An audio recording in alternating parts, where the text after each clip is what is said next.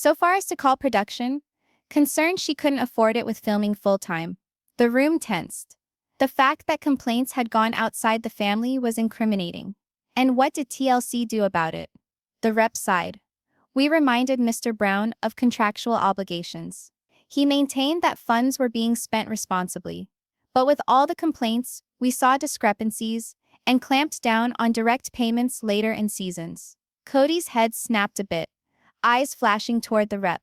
But the man's eyes remained straight ahead, impervious to the glare. By noon, the courtroom was not so much a family disagreement as a trial of credibility. Witness after witness drew the same picture. Kody as gatekeeper, moving money like puzzle pieces, only he was able to read, with the wives living with the consequences. When Kody's attorney finally called their own witness, a private financial advisor to whom Kody had gone for advice, there was a change in tone. This advisor testified that Kody had come to him seeking guidance on juggling multiple households and had been swamped by impossible expectations. He wasn't reckless, the advisor testified with conviction. He was drowning. Any man juggling 4 families would have collapsed. The defense attempted to turn the story around, Kody as victim of circumstance and not villain. But when Christine's attorney leaned forward for cross-examination, he asked one question that made the room fall silent. And yet, in drowning, did he save everyone, or just the ones he held closest?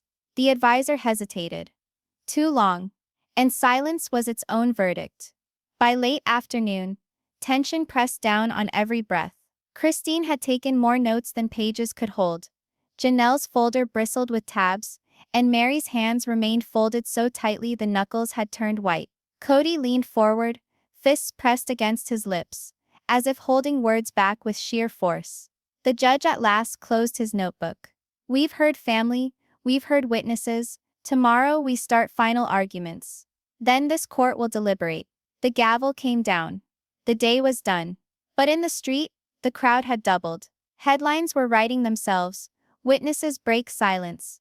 Kody's finances in flames. And although the trial wasn't concluded, one reality was sure. The voices outside the family had struck deeper than even the testimony of the wives. The account of trust was bleeding more quickly now. And the reckoning was coming. The 4th morning dawned in a steel-gray sky. A bitter wind howled through the courthouse stairs, as if even nature caught its breath. The news trucks had doubled up again, their cameras planted like vultures waiting for the kill. America was hooked by now. Every rumor within these walls made front-page news outside. Within the courtroom, there was a stiffer atmosphere than glass. The wives sat shoulder to shoulder, battle-worn but together. Christine set her jaw like stone. Janelle piled papers with steady accuracy. Mary held a pen in her hand, so tightly it appeared about to break.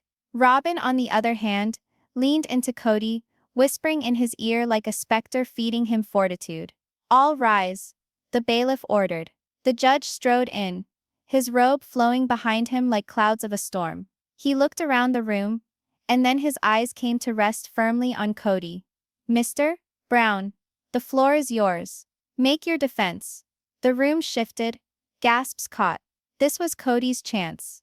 For days they had assaulted him with accusation, waves crashing against him, cutting deeper and deeper. Now he could take back ground, or lose it forever. Kody slowly stood, smoothing his suit jacket, eyes ablaze with a combination of defiance and desperation.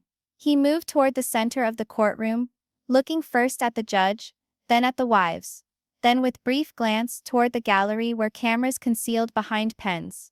Your Honor, he started, his voice smooth, calm, a practiced demeanor. I am not here today merely as a man accused, but as a father, a husband, a man who attempted to create something no one else would. One family, many hearts, under God. He paused, letting the words hang, weighed down by self-aggrandizement. Christine's lawyer changed, preparing a note. Janelle's lips set in a tight line. Mary looked down, as if preparing for the hurricane. Kody went on, louder. Yes, I handled the finances. Yes, choices were made that didn't sit well with everyone. But love is never equal. Love is about caring for those who are most at risk. Robin had the smallest children. She had needs. The others did not. My choices weren't because of favoritism. They were because of survival. He held up a finger, half preaching. When Christine desired freedom, when Janelle desired professional autonomy, I stood by them as well as I could. But someone needed to hold the line. Someone needed to keep the family from breaking apart. That was me. Robin wiped at her eyes with a tissue, inclining her head. The wives did not shift. Kody paced a little harder, gaining strength like an ember's fanned fire. Each man in America must decide how to split his paycheck. Bills, children, emergencies. I had to do that 4 times. Times 4.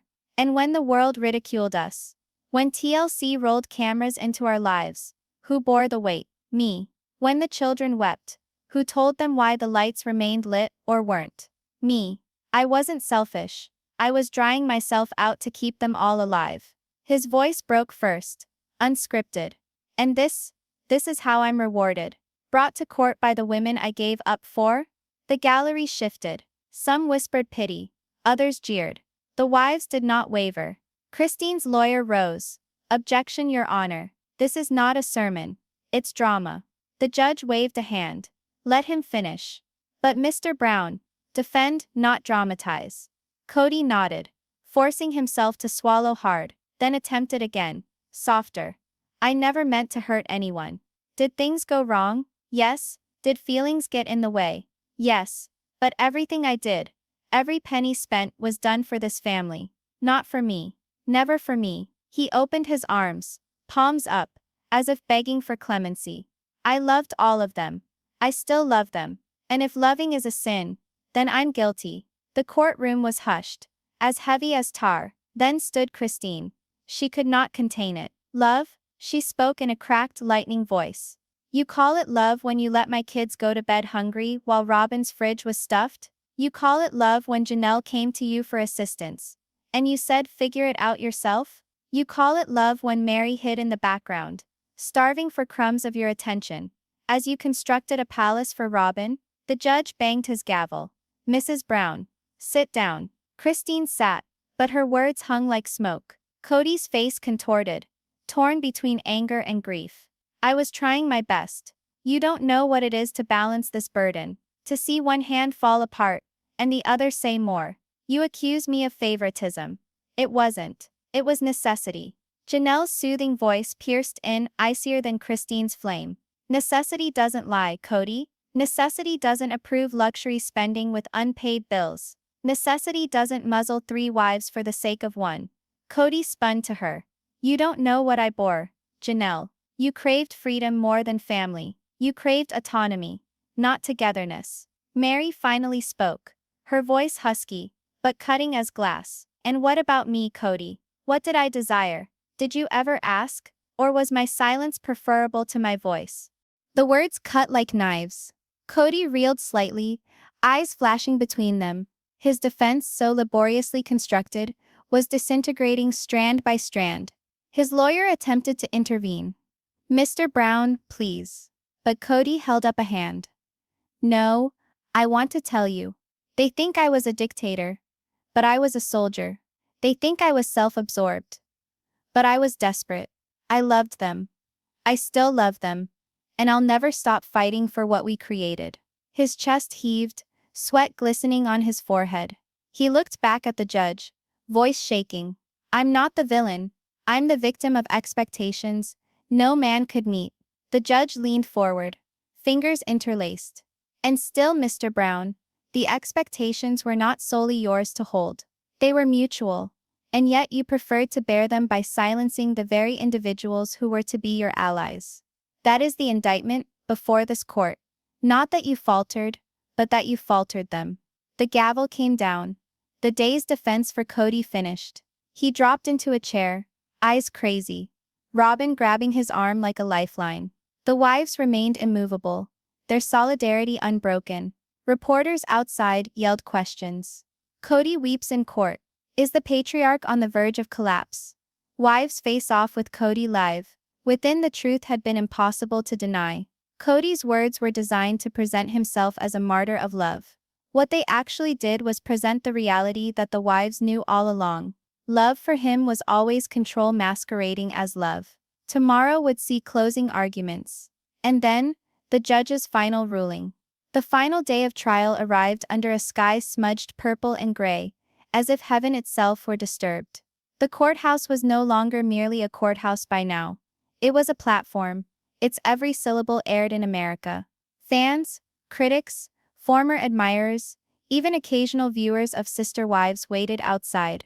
The Brown family, once a beacon of non-traditional love, was now a symbol of failure. Within the courtroom, silence hung like iron. No whispers, no chatter, only the crackling tension of an end that everyone knew was inevitable. "All rise," said the bailiff. The judge entered slowly, his expression unreadable, his robe sweeping across the polished floor like a shadow of finality. The wives sat together on the left, shoulders touching, their unity unspoken but unbreakable. Christine stared forward, unflinching. Janelle clutched a folder, knuckles pale. Mary's eyes glistened, but her jaw was firm. Robin sat to the right of Kody, her hand clasping his arm, as though holding him together with sheer will. Kody, on the other hand, appeared gaunt, hair rumpled, suit creased, face pale. Days of testimony had etched lines of fatigue into his face. Yesterday's defense had been designed to evoke sympathy, but it had left him vulnerable instead. Now he could only wait for the judgment that would determine his fate. The judge cleared his throat, his deep, measured voice heavy with the weight of the moment. "We are here to bring an end to this case of financial impropriety, emotional abandonment, and custodial conflicts among the Brown family. The testimony has been heard. The evidence has been weighed. Today this court hands down its ruling." Each beat of every heart in the room accelerated. Cameras went click-click in the background. The judge's eyes took in the wives. Christine Brown, Janelle Brown, Mary Brown, Robin Brown. "You arrived here asking for clarity, justice, and recognition of wrongs committed. What this court has seen is not just a family in strife, it is a family torn apart by years of disbalance, secrecy, and betrayal." Christine's chin rose, her breath uneven but robust. The judge shifted his attention to Kody. "Mr. Brown, you argued with conviction in your own defense. You presented yourself as a guardian, a man with an impossible burden, but protection without partnership is not love, it is control, and control, when it's unequal, becomes abuse." Kody winced, his lips opening but nothing emerged. The judge went on, voice unshakable. "The court has examined financial reports that indicate uneven distribution of household funds, benefiting one household over the others. Though you spoke of these practices in terms of necessity, the evidence indicates favoritism, willful and detrimental." Robin's grip on Kody's arm flexed tighter, but even she couldn't protect him from the impact of the words. The wives sat unmoving, tears welling but held back. The tone of the judge became somber. "In addition to that, the affidavits of your children cannot be dismissed. Their words were the echo of being neglected, of seeing their mothers suffer while one home prospered. This court must consider their happiness above all else." A silence descended. Everyone anticipated what was to follow. Custody. The judge clasped his hands together. "Custody of the minor children shall not be solely in your possession, Mr. Brown. It is the finding of this court that shared custody shall be awarded to their mothers, with monitoring by Child Protective Services to maintain stability and equity." Gasps from the courtroom. Robin's eyes widened with tears. Kody's head fell into hands, shoulders shaking. Christine let out a sudden gust of air. Janelle stretched over to support her, and Mary shut her eyes to a silent prayer of gratitude. The judge wasn't done. "As for monetary restitution," he went on, "this court directs that the amount misappropriated, $750,000, be accounted for and redistributed among the wives in proportion. In addition, an independent auditor will manage all remaining family property to ensure no further mismanagement." Kody's attorney sprang up. "Your Honor, respectfully, these actions..." The judge slammed his gavel once. Silence. "This is not a negotiation. This is a ruling." The courtroom trembled with the echo. Kody stood up suddenly, unable to contain himself. His voice cracked, wild with desperation. "You don't understand. They don't understand. I built this family. I sacrificed everything. You're tearing it apart. The judge's eyes did not blink. Mr. Brown, you ripped it to shreds the moment you opted for control over trust. The court does not sentence love. The court sentences betrayal presented as love. The words came down on him like a decisive hit. Kody slumped back in his chair, shattered, his face white and eyes empty. Robin cried softly beside him, her grip on his arm like an anchor drifting into the depths. The wives sat up straight, not in triumph, but in relief. For the first time in years, the burden was not theirs alone. The judge pushed back from the bench. This case is over. The Brown family is free from silence. The verdict stands. The gavel came down, once, twice, 3 times. The noise boomed like thunder. Outside, the courthouse exploded with pandemonium. Reporters yelling, fans sobbing, commentators already spinning yarns. Judge crushes Kody Brown. Sister wives win historic court battle. Custody taken away. Cash returned. Kody loses. Silence remained inside though. The wives stood, collecting their papers, their honor preserved. Christine took Janelle's hand, and Mary did as well. A circle of strength forming. They arrived as shattered fragments of a family. They departed as survivors tied in power. Kody sat still, looking at the space in front of him, as if the world had advanced without him. Robin spoke his name softly, but he did not answer. His love kingdom had been dismantled in a courtroom, crushed by reality. The wives stepped toward the door, and Christine turned once. Not out of pity, not out of rage, out of closure. Janelle squeezed her shoulder. Mary nodded. The doors opened up, and light flooded in. For Kody, the gavel had inscribed a new destiny. A destiny where his control was lost. His wives were free, and his legacy was forever tainted by the words judge's final decision. The line was made. Robin's own hand flinched against her purse, as if she was preparing for the ripple. The lawyer of Christine allowed the quiet to build. Then he changed. Mr. Brown, do you know this? A new slide materialized. A picture of a family, all children and wives, arrayed in a row in corresponding colors. It was shiny, immaculate, marketing. Yes, Kody replied, tone unyielding. That was the picture. The world beheld equality, but behind it, your wives attest. They experienced inequality. Does that photograph depict truth or marketing? Kody's teeth were clenched. His silence was too long. At last, both, the lawyer echoed, his tone near a whisper. Ladies and gentlemen, this case in one word. The judge's pen scribbled once more. Then the lawyer for Janelle arrived. He didn't dawdle. Mr. Brown, when my client sold jewelry to make up a deficit, did you know? I didn't know until later, Kody conceded. And when she presented you yellow highlighted spreadsheets of unaccounted money, how did you react? Kody took a quick breath. That she didn't get the big picture. Janelle's lawyer nodded, slow and deliberate. So a woman who juggled 4 households on paper for years, groceries, utilities, medical needs, was informed that she didn't get it. By the man who left columns blank. The line evoked mutters again. The judge did not gavel this time. He let it breathe. Last, Mary's lawyer stepped up. His manner was softer, but his questions were more biting. Mr. Brown, your client swore she stayed, hoping loyalty would be rewarded in time. Did you ever assure her that her loyalty would be rewarded? Kody's eyes shot to Mary, briefly. His throat convulsed. I told her patience would be rewarded. And was it? No answer. Then not the way she should have been. Mary's eyes shone, but she did not glance at him. The lawyer nodded. No further questions. The judge leaned forward, clasped hands. Mr. Brown, you may be seated. Kody stood, a fraction more slowly than he'd risen.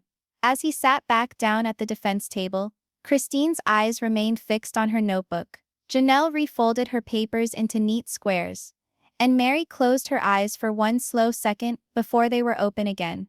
Robin held Kody's hand under the table, tightly enough that marks would be left behind. Her whisper was on the verge of being heard. You did what you could, but the room itself proclaimed otherwise. The afternoon was filled with fireworks among the lawyers. Christine's team portrayed Kody as a man who opted for silence over truth, control over partnership. Kody's team returned with visions of complexity, burden, and impossible decisions. Back and forth they went, papers slapped onto the projector, timelines constructed and destroyed, voices crashing like storm winds against the insistent gavel that called for order over and over again. Occasionally, the judge interrupted both of them.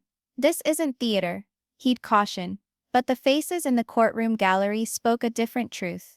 To the observer, it was theater, one more sensational than any episode ever produced. By the late afternoon, fatigue seeped in. Christine massaged her temples. Janelle's hands cramped around her pen. Mary remained so motionless she could have been sculpted.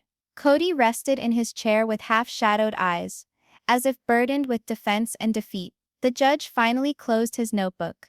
"Enough for today. We reconvene tomorrow for witnesses outside the family." He looked directly at Kody. "You've spoken. You'll have to live with how it sounds on record." The gavel slammed. Day 2 was over. But as the courtroom emptied, whispers increased. No longer mere speculation, but almost certainty. This trial was no longer about numbers. It was now about trust. And the trust ledger was running red ink. Christine stuffed her notebook into her purse, moving past Kody without a glance. Janelle brought up the rear, shoulders back, folder held like a shield. Mary lingered the longest, stopping just long enough at the aisle to glance toward the witness stand, then toward Kody. No words were spoken, but the silence between them was more substantial than testimony.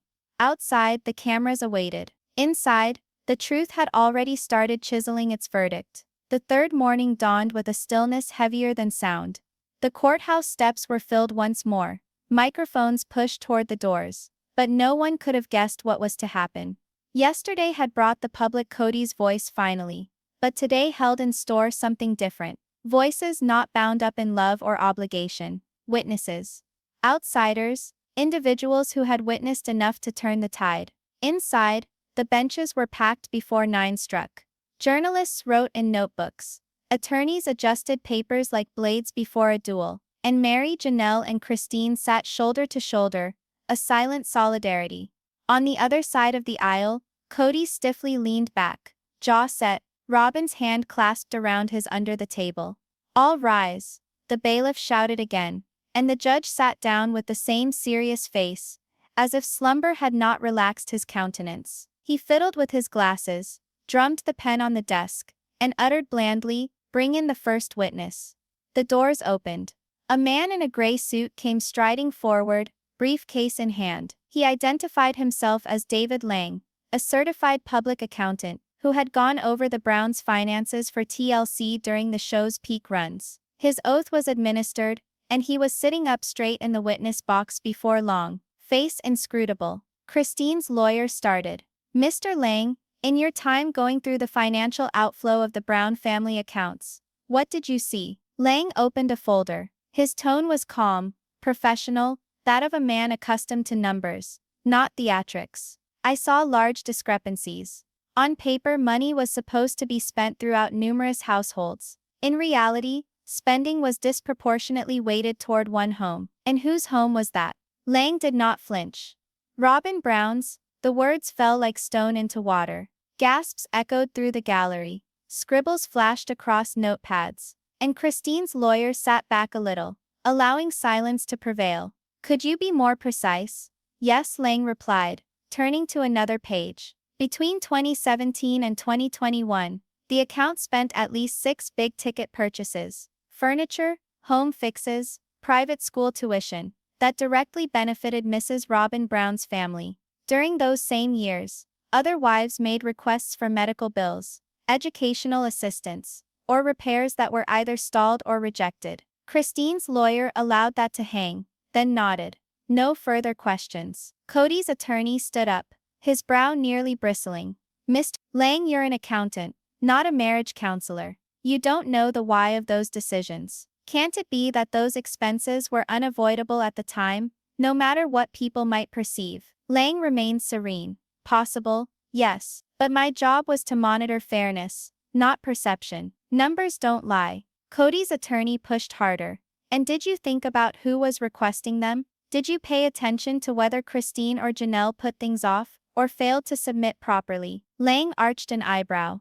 I thought about everything. The trend was consistent. The attorney stumbled, then sat down, clearly irritated. The judge wrote another note. Next witness. The bailiff opened the door again. This time a woman walked in. Older, her face etched with lines of stress. Her name, Marlene Hayes. A longtime friend of the family, often seen in the background of gatherings. She took the oath with trembling hands. Mary's attorney approached gently. Mrs. Hayes, you've known the Browns for years. From your perspective, how did the financial management affect the wives personally? Marlene swallowed hard, eyes darting briefly toward Kody, before settling back on the lawyer. I watched Christine clip coupons, even when cameras weren't rolling. Janelle borrowed money from her kids to cover utilities. And Mary, she held on, hoping things would balance. But it was like waiting for rain in a drought. Meanwhile, Robin's home never lacked. Packages arrived weekly. New rugs,